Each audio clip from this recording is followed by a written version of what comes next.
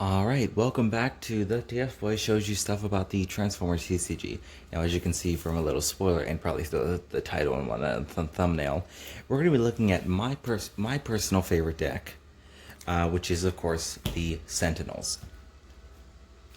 And kind of a Wave 3 deck update for them.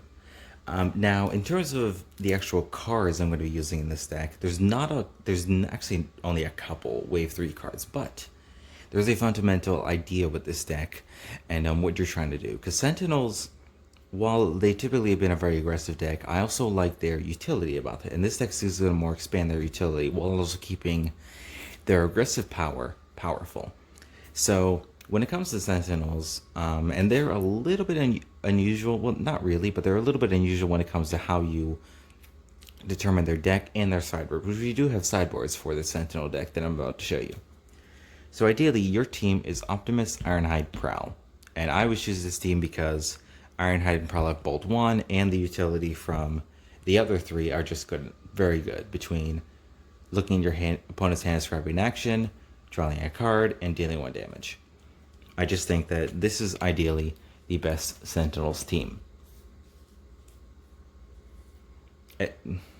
Now, granted, there's some ways you could do it a little bit weirdly. Maybe you could put like Ironhide instead of Mirage and go for like a Pierce build. That's not what we're going to be focusing on today. But this is our Sentinels team. And what do we have to sideboard? Well, normally people would sideboard one of the Sentinels for like one of the others. So like, you would have these three in sideboard Mirage if you need more Pierce. That's not what we're doing. My sideboard is going to be, I got to get him over here, good old Optimus Prime Battlefield Legend. And the reason for him is just because of the raw damage that Prime and Prime can pull out. And of course, also, they're pretty beefy guys. I just think that this sideboard is more meant for like a 2-wide team. We don't really have anything in Sentinels we get sideboard to deal with, like Insecticons. That's kind of a lost cause, although there are some tools in here that do help with that in the deck. But ideally, of course, you would take out these. These wouldn't be a part of it because Optimus Prime's ability wouldn't trigger because you wouldn't have only Sentinels. You would have this guy. You would have, of course, these two. Now, being as though these only add up to 24 stars, there is a star card in our sideboard that we will get into, just for clarification purposes. But for now, I'm just going to stick these up here. And we can set these to the side. And we'll just keep our sideboard guy up there, and I'll just put these up here. And we'll get into the deck. Now, a lot of the Sentinels deck is, like I said, pretty much old cards we're going to see, but there is going to be a spin to the whole deck as a whole that I will get into once I show all the cards. So, of course, being as that we are Sentinels, we are going to run 3 espionages. Being as though we are aggressive, of course, Pieces of Tyranny. Again, aggressive style deck wants Grenade Launcher. Makes sense. Then we have Static Laser of Ironhide. Now, this is a bit of a weird card to some people. Some people run it, some people don't. I run it just because my deck wants to focus on, and this is basically what I'm going to get into. The deck has no bold. The deck only has raw attack increments. The only bold is outside of the actual character cards Ironhide and Prowl. And there's a reason for that. So, of course, for extra cheeky damage, and again, for dealing with Insecticons, you got Shrapnel. Reckless Charge for raw power. Combat Commands, which again is probably the most broken card in the deck. Just being able to have the extra utility of drawing cards, dealing damage, and looking at your hand and scrapping actions is just so good. Or in our rare cases, maybe you need to get rid of weapons and whatnot. And in some cases, depending on how well Battle Masters are, we could even consider putting Prowl on the sideboard. Probably not, because ideally you just want Prowl to get killed and then you use this flip, but hey, what can you do? Pressy Advantage, only 2 of. Just because I don't think there's going to be too many Decepticon relevant decks. Based on Wave 3, there's a lot of powerful Autobot ones we're going to see, but hey, that's just me. Security Checkpoint for the disruption. And again, having the blue icons kind of throws the opponent off as well. We don't rely on flips in this deck. We just rely on raw power. So having the security checkpoint doesn't really matter too much. In terms of our flips, of course, Improvised Shield, just in case, we get the flips anyway. It's just good to have. 2 ramming speeds, just for disruption. 1 treasure hunt, just in case, we need to find our upgrades and whatnot. Can be very good for getting things like combat commands, grenade launcher, static ironhide, and stuff like that. 2 bashing shield, just in case, because we don't have a way to, the Sentinels only have a way to remove weapons baseline, but this is a good way to get rid of an armor that might be in the way. What else do we have? Then we have our new cards. So we have the W5 Gyro Blaster. This is a utility that reads, when the character battles, each player cannot flip more than 2 battle cards. This is very useful for those aggressive style decks. Things like Insecticons, things like Cars also gives this deck a lot of trouble. This will be your saving grace. And this is also part of the reason why I might consider adding more than 1 treasure hunt in the deck. Whoops.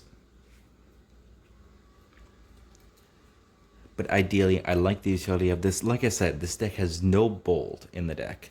The only bold is from Ironhide and Prowl, and even that is fine. Not the Enter. It doesn't even run that many white icons. So again, your power comes from the raw attack value on the weapons you are putting, not through flipping battle cards. But the battle cards are there just to give some extra oomph when you don't. And the last 2 for some extra disruption is Battering Ram, which you put on trucks only, which these 2 would be trucks in your normal case, and then these 2 would be if you sideboard them. So you're going to have at least 2 trucks for this. It is a weapon, but it's not the end of the world in terms of that. When the upgrader does attack damage. So when it comes to Insecticon Shrapnel, you actually don't flip him until after the battle, so you don't mitigate the 3 damage part, or mitigate the fact that he can only take 3 damage. No, that still applies. That's fine. But for decks like that, that's really, really annoying. Because your opponent's like, well, I want to flip a kickback. I wanted to get the bolt. No, if you don't, I'm going to kill your Shrapnel next turn. And, that's just how it goes. So Battering Ram is there for the extra utility, ultimately. So that is the deck. Now, in terms of the sideboard, whoops, should be 3 Battering Rams. Excuse me, because now we have 39 cards. Now there should be 40. So I'm like, I left a card over there. Okay. Anyways, now for the sideboard stuff. For sideboard stuff, we have I Still Function. I Still Function is great in the sense of I Still Function is great in the case of running against 2 wide teams. Ideally we have Optimus Prime Battlefield Legend for 2 wide teams, but if we decide to keep the Sentinels just because we want the extra utility, because if you want to do this, ideally you just want to see, this is probably better. I'm trying to think how to word this. This is probably better against Double Prime, Optimus Nemesis, but keeping the Sentinels and putting in I Still Function is probably better versus decks like Shockwave. Because Shockwave runs a lot of utility, and you definitely want to use all your disruption here to get rid of said utility. So that's why I like I Still Function, and that's why I have it in my sideboard. I don't main deck it because it can be a little clunky. The next sideboard, just in case, confidence, can't really go wrong with that. I don't really want to main deck it. I found that it's been more hindrance than help. But having it there just in case I need extra cycle to my utility is there. Oops. Let's see. This is for the Optimus deck. This is the star card I run, 1 Leap of Faith. Scrap at the top of your deck, you may play that card, then scrap another card, and you may play that card as well. That is for when we run these, because this is only 24 stars, and this is our star card. Makes sense. And it's just the best star card in my opinion. 1 Sentinel Enigma. This is for those weird... This is for those obscure tank decks or those blue Dynamite decks. Getting to combination is how you win those games. Just having the raw attack power of 9 attack plus whatever other weapon... Oops, bumped the camera. Plus whatever other weapon you have will win games. I don't main deck this, but I have it in my sideboard just in case. Because again, you might be thinking, oh, it might be decent for 2-wide stuff. No, in 2-wide decks, you're going to kill them long before you get to combination. This isn't going to be relevant. This is going to be relevant against something very, very blue heavy. So that's why it's there. And the last sideboard card is going to be One Shall Stand, One Shall Fall. Just in case, you have these maybe... Just in case you have some extra of the Micromasters. Micromasters often have very, very weak health, but a lot of them have 5 health. So ideally, on like your second turn, let's say you go first, maybe you flip. Let's say you go first. Maybe you have a Micromaster in your opponent's team. Let's say they have like... I don't have a Micromaster on, but let's say they have 5 health. Ideally, in your first turn, you would flip Hot Rod to deal 1 damage instead of Micromaster. Then you would want to get a combat commands out, and then play One Shall Stand, One Shall Fall to deal an additional 1 through Hot Rod and an additional 3 through this to kill said Micromaster. But even then, it's just decent for extra damage. If your opponent's got like a lot of like medium-sized guys, like this might be better versus for like a 3-wide team that just has some semi-beefy dudes that you just are like short 2-3 damage. This is what you want to run in. And that's the deck. Like I said, nothing new in terms of like fundamentally what in terms of like new cards and whatnot. But I think in terms of fundamental levels, I've seen a lot of Sentinel builds. A lot of Sentinel builds are very bolt heavy. This is not bolt heavy. This just has raw damage. And how you're going to get there is through said raw damage. And you have cards like this that can certainly help disrupt your opponent, and even Battering Ram to an extent as well. Can certainly prevent your opponent from getting these damage power spikes that just might be a little bit awkward for them. So, this is my Sentinels deck. The only other consideration I was putting in this deck, and this is for when I have the double primes list, is Ion Blaster of Optimus, just because I think it's just a solid weapon. And if you have double Optimus primes, I don't see why it would be bad. I just didn't think it fits in this deck. The other consideration I've seen people add is like Matrix of Leadership for whenever I have just the Sentinels. I don't think it does enough. Like it's a very low impact card from what I can tell. Like the orange and blue is not really super relevant most of the time, so I don't run Matrix. I've certainly seen people suggest it. I just don't think it's that good in this style of deck. But yeah.